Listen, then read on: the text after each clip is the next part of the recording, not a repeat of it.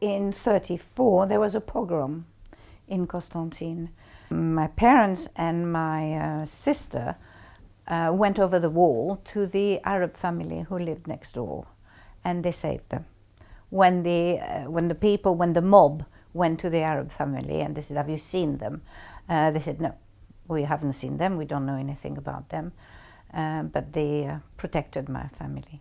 Unfortunately, they ransacked. My parents were just married 1 year in marriage, and obviously they had all wedding presents, and they had photos. We have nothing. We have no memento of my parents' marriage. We don't have one single picture of them being married. I have a tray, big tray, which was totally folded one on top. I don't know how they did it because it's very strong. And that's what I have here.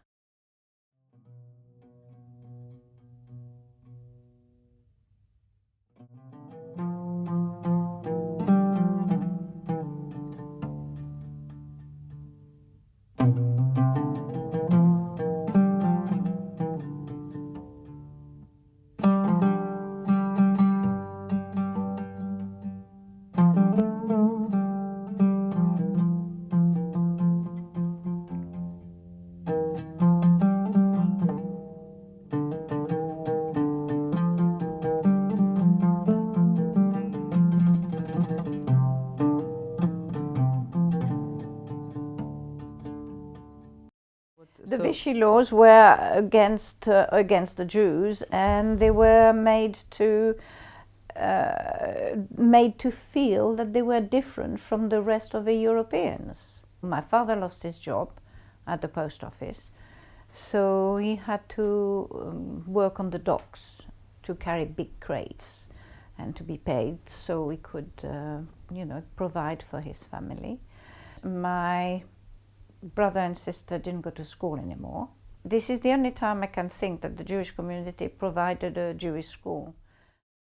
The other story was the day-by-day stories of a very high officer, fascist officer. The secretary of the officer came to work crying, and the officer was very close to the secretary. Why you're crying? Because my fiancée left me. So he called the fiancée, this is a dictator. He called the fiancée, if you don't marry her, I will kill 3 Jews. The man said, okay, I'm married. They prepared the wedding. She was there with his white dress, and suddenly the man just disappeared. Left Benghazi, disappeared, and he came back to Benghazi after the war. They took the 3 and they killed them.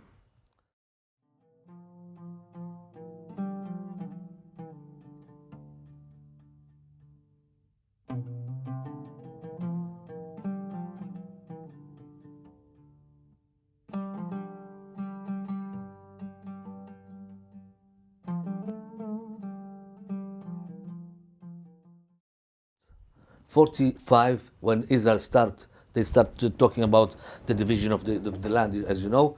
They start the first big, huge, bloody pogrom in Libya. Always in Tripoli, not in Benghazi. Benghazi was riots without killing no one.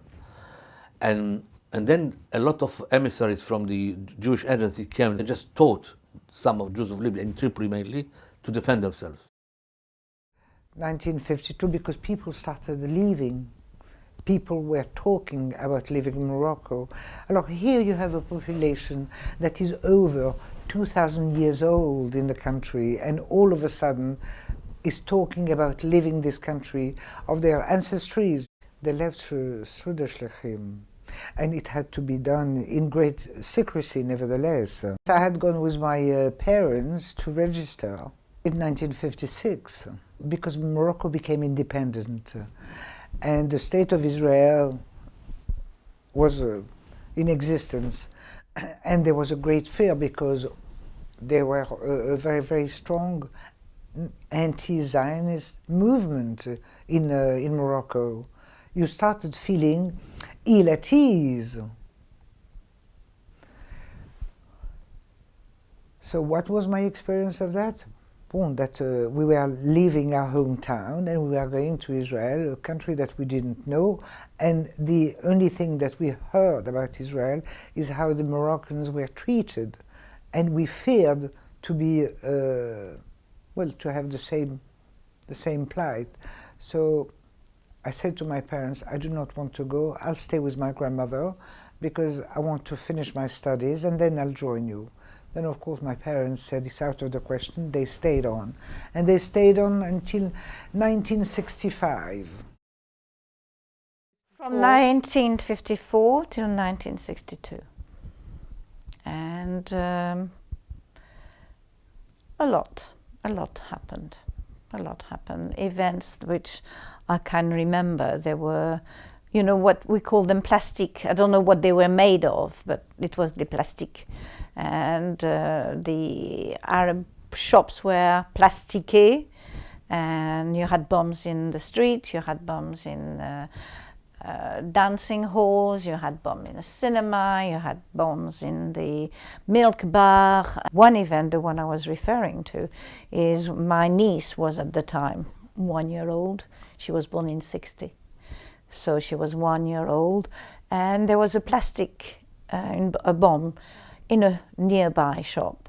And being 15 or 16, I actually covered her with my body.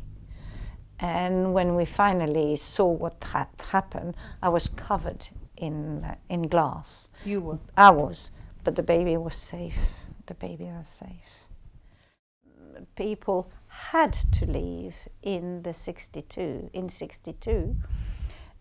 because on the walls there were graffiti which said "La valise ou le cercueil," which was the suitcase or the coffin. Some went to Israel, but of my own family, both sides, we all went to France. It was pejorative for the French to say that the Pieds Noirs came to invade France. And what made life difficult, as I said, we were all in the district in Bab el-Oued. When we came to France, that was the time when everybody went everywhere in France.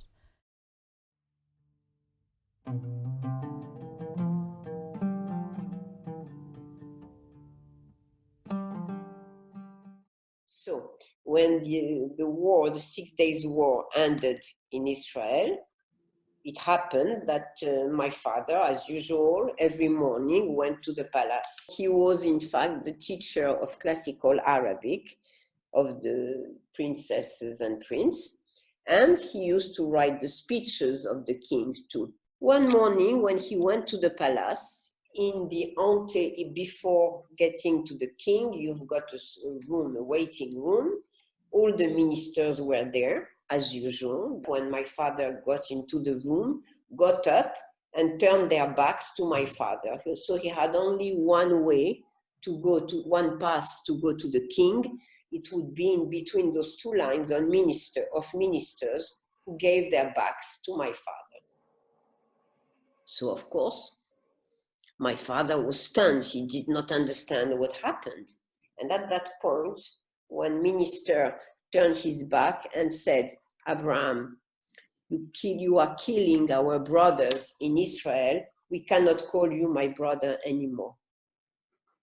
My father, I think if he could have collapsed and go under the floor, he would have gone. He said, "You know what? I don't understand. Classical Arabic is my language. I teach Quran. I know exactly what you have in your soul and in your body. And now you are telling me I am not your brother anymore because something is happening in Israel." So it's a long, long audience that the king gave to my father that day.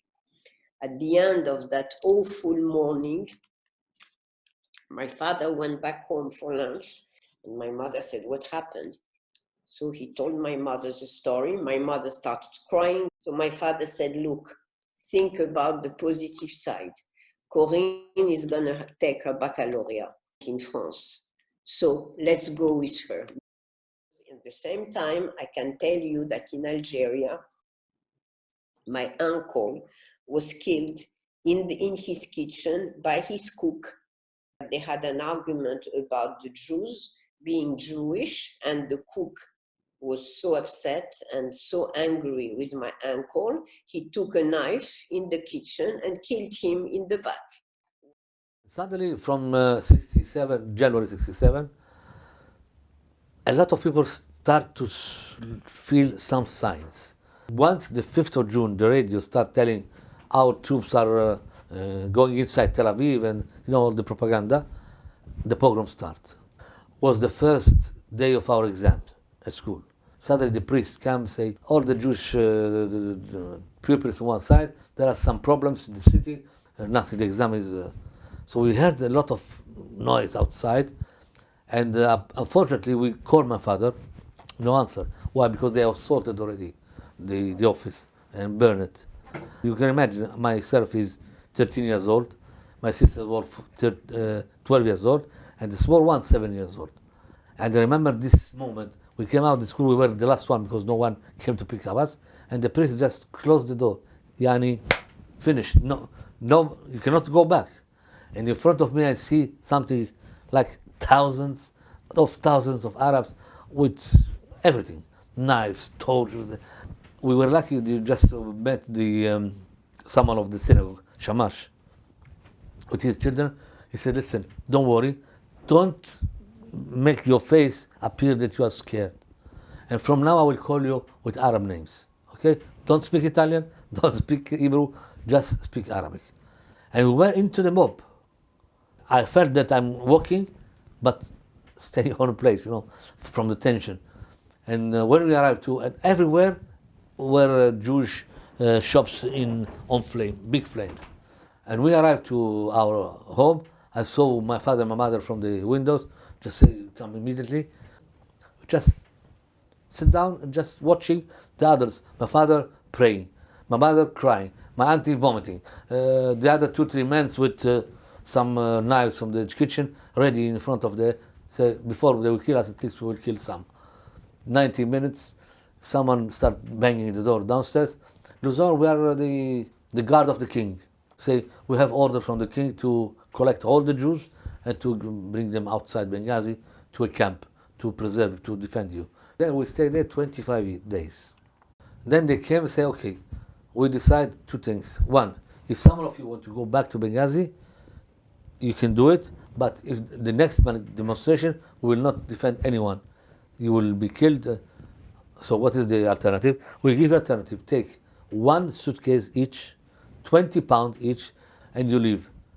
And they took us at night, in the middle of the night, so the mob couldn't notice that the Jews are back, each one in his place, accompanied by 2 soldiers. Stay there, but 3 hours, finish. No, I need more, finish. Everything, yeah? You can imagine, it was terrible, terrible.